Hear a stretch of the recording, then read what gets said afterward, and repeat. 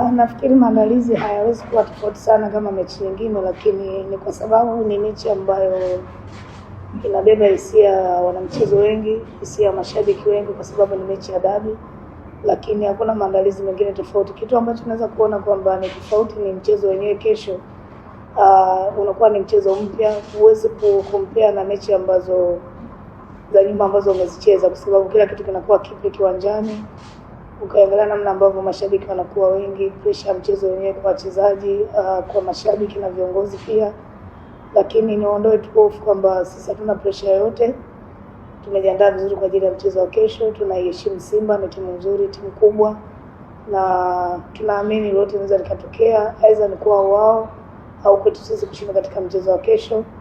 Ni waombe tu mashabiki wa Yanga waje kiwanjani kwa wingi na wasije pia na matokeo yao mfukoni. Waamini kwamba huu ni mchezo mkubwa, mchezo wa dabi ambao unahitaji umakini mkubwa. Kwa hiyo sisi kama benchi la ufundi na wachezaji tumejiandaa vizuri.